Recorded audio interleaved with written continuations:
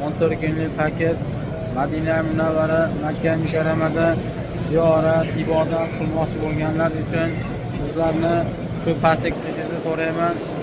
Sizlarga bu raqamga murojaat qilishingizlardan sababi sizlarning mushkulingiz oson bo'lsin, ibodatingiz oson bo'lsin degan maqsadda reklama qilmoqdamiz.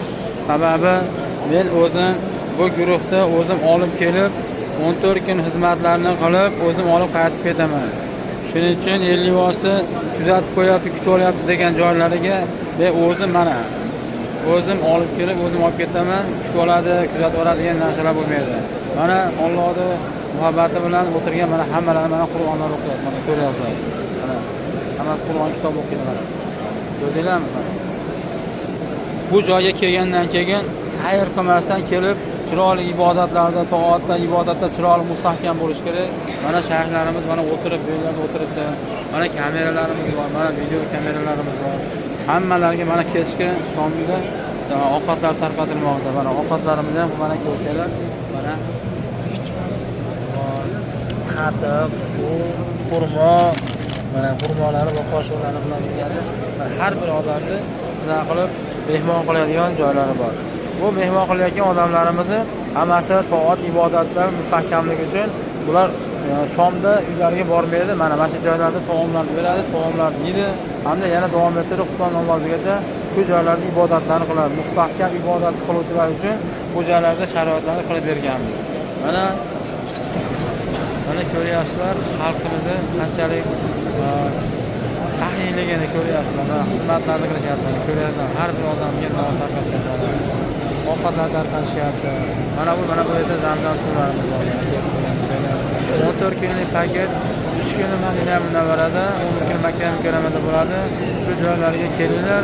Pastdagi nomerlarga murojaat qilsanglar, o'zimizni hamkorlarimiz sizlarga joylarlarda zaynat qilib qo'yadi. Kelib bemalol nima qilishlarga Ramazon oyi yaqinlashyapti. Ramazon 1-10 kunlik, 2-10 kunlik, 3-10 kunligi Furqatbek o'z obunachilari yaxshi tushuninglar. Kelishinglar 21 kunligimiz bor, 35 kunligimiz bor. Xohlagan tezroq joylarda bog'lashlar kerak bo'ladi. Sababi odam ko'p, juda odam ko'p. Mana odamlarni men sizlarga hozir ko'rsatib qo'yaman. Mana oxirgidan ko'rsataman. Qarab.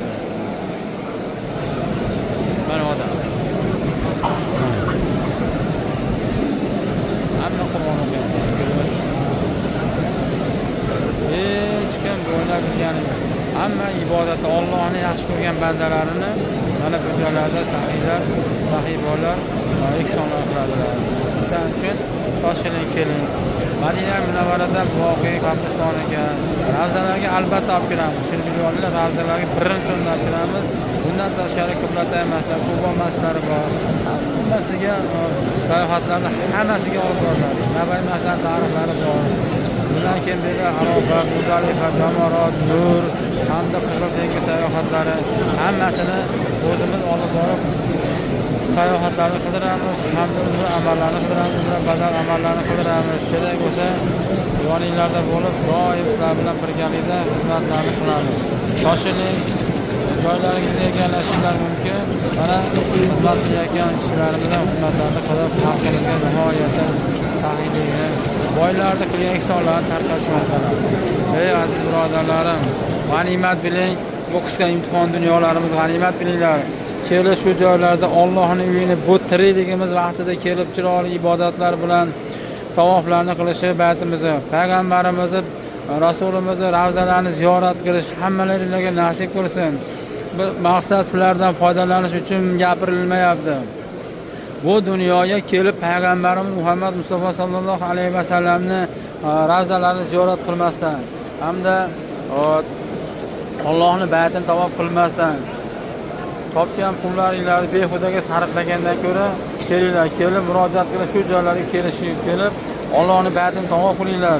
Payg'ambarimiz Muhammad Mustafa sallallohu alayhi va sallamni ravzalarini ziyorat qilinglar. Chunki bizning safoat yo'limiz kim? Faqat Rasululloh. Ya Rasululloh, assalatu vassalamu alayka ya Habibulloh. Assalatu vassalamu alayka ya Nabiyulloh. Assalomu vassalatu alayka ya xayri xalqulloh deb salovatlarni har ikkiga aytishimiz kerak. Bu salovatlarimizni payg'ambarimiz sollallohu alayhi vasallamga yetib borishlari mana xizmatlarni ko'ryapsizlar. Yetib borishi uchun nidolarni yig'inlab, ko'z yoshlari bilan ibodatlar qilishni nasib qilsin hammalarga. Kelinglar, mana biz hozir Haram, Ka'bayi muazzamada masjidlarida o'tiribmiz. Xudo xolasa inshaalloh som namozlarini ham shu joylarda o'qiymiz degan maqsad niyatlarimiz bor. Endi bu yerdagi paketim ichidagi har xil narsalar emas. Mana hozir shu reklamani ko'rgan odam albatta birinchi nimani so'raydi? Masofasi yaqinmi? U yaxshi mayli. Lekin taomlari qanaqa? Bunaqa joylarda taomni qiziqib bo'lmaydi. Bu yerda biroq och qolmaydi. Bu joylarda xurmo yeb, zamzam suv ichib ibodat qiladigan joylar hisoblanadi. Shuni yaxshi bilib olinglar. Xurmo yeb, zamzam suv ichib ibodat qilgani kelinadi. 11 kun g'animat bilish kerak bu kunlarda. G'animat bilib 11 kun ichida kelib zo'rga bir rakat namozga 100,000 rakatda savobini beradigan joyda butun dunyo bo'yicha bu joydan boshqa yerda topa olmaysiz. Azizlarim, to'g'ri qabul qilinglar, kelinglar, birgalashib ibodat qilaylik, ziyorat qilaylik, hamda Allohning baytini birga tavof qilaylik. Oxiratimizni Allohning o'zining jamolini ko'rishlarni nasib aylasin. Allohim payg'ambarim shafoatini nasib aylasin. Hammalarimiz ikki dunyomiz jannatga daxil qilsin. Yurtimiz tinch bo'lsin, podshohimiz tinch bo'lsin. Ey Robbim, Allohim O'zbekiston vatanimizda rahmat yomg'irlarini yog'dirib, dehqonchilar mo'l-ko'l qilib bergin. Podshohimizni Allohim umrini uzun qilib, vatanimizni tinchligini saqlab turgan barcha muassasalarda ishlayotgan soldatlardan, ichki ishlar xodimlari, hokimlarimiz kimki ishlayotgan bo'lsa, ishlayotganlar ham oila a'zolarini shu joylarga kelishlarini nasib aylagan, rizqlarini halol qilgan, umrlarini ziyoda qilgan, hayotlarini mazmunli qilgan, topganlariga baraka bergan, o'zingdan begona qilmagin. Va Robbana taqabbal minna innaka antas samiul alim va sallallohu ta'ala nabiyina Muhammad va ala alihi va ashabil ahyar va salama tasliman kaseera. Alhamdulillahi robbil alamin. Warzuqna shafaat yawmal qiyamah innaka la tukhliful mi'ad. Allahumma salli wa sallim wa barik alayhi. Allahumma salli wa sallim wa barik alayhi. Allahumma salli wa sallim wa barik alayhi. برحمتك يا أرحم الراحمين.